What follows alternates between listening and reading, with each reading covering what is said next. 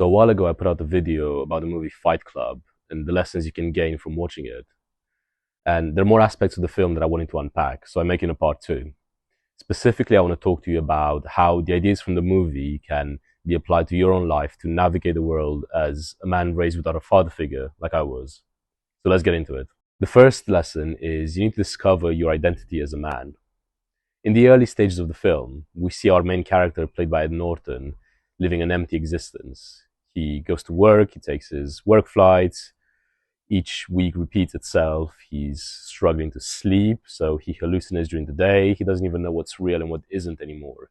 It's all a blur, and it's just his life ending 1 minute at a time, as it says in the movie.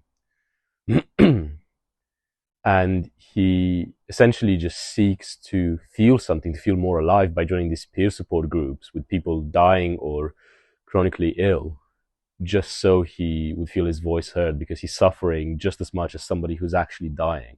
That's how empty his existence is. And I think that really correlates with the way a lot of young men are feeling today. We are not really sure what our roles should be now that we're no longer in the traditional gender roles, right? Things have changed from 50, from 100 years ago. And many of us struggle with finding our place and what we're actually needed for. So as a young man, if you're a bit confused about what should I be doing, what does society really want out of me, what do I want out of myself, then I fully understand that. So what you need to do is you need to let your mind think, and you need to let it do this without any sort of distraction. So I literally recommend trying to stare at the wall for half an hour to an hour, putting your phone away, all sorts of distractions away, and just see what your mind comes up with. The more you do this, and you can journal as well, you will start to understand what you truly desire deep down and who you truly are. But only once you've blocked out all that external noise that's feeding us constantly. The information overload, I feel, is a big problem today. So really try and maybe get out in nature and meditate and take your journal with you, just to have some peace and quiet, to let your mind come up with authentic thoughts, not just thoughts you're getting from the outside world. The second lesson is you need to be very wary of consumerism. Consumerism in terms of all the media content out there, but then also consumerism in terms of the goods that you buy, that you spend your money on. If you've grown up raised by a single mother like I have, chances are that you've had a bit of a tough upbringing in terms of money, right? The finances weren't quite that comfortable. You were always thinking, can we afford to get these new clothes? Can we afford this holiday? Or, even worse, can we actually afford groceries? Can we afford food and rent?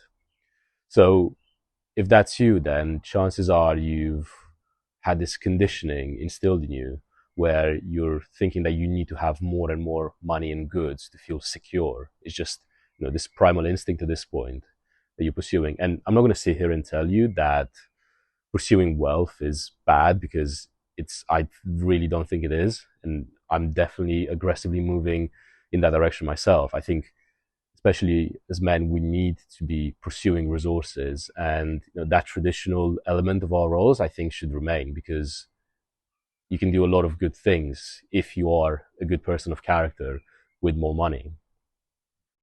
But I really want you to have a think and distinguish between the goods that you actually want and the goods that society or your upbringing are pushing you to want. So you might say that you want a nice car or a nice villa, but have you really sat down and thought, okay, you get those things, will they make you happy? I mean, yeah, sure, for many of us, they will. I know, for example, I want a holiday home, and a nice car will definitely be good a few years down the line. But honestly, bro, personally, because I'm quite into my health and fitness, I spend most of my money on good nutrition, a nice gym membership, going to a nice spa, and all sorts of tech that is helping me be fitter and stronger. So I've got this Whoop that loads of athletes wear, and I've seen around the internet a bunch of times at this point, because that's just what matters to me. I don't have the latest phone or a pair of Balenciaga shoes, because frankly, I just personally don't care about that stuff. It's just a bad investment. You might be, you might be an absolute sneakerhead and you want the latest Jordans, or you want these jeans and that leather jacket, sure, but make sure that your desires and the things you spend money on are actually authentic to you. There's a great quote in the movie when our main character goes to a bar with Tyler Durden, And Tyler tells him, the things you own end up owning you. I think it's such a great line that summarizes this whole consumerist culture we've really immersed ourselves in. The third lesson that I want you to take away, and this is especially applicable if you were raised without a father figure, is you need to understand your dark side. What's the dark side? The dark side in men is, the set of your deepest desires that you're often ashamed of or afraid of sharing with the world. Some of the most common ones are the desire for money, power, status, women.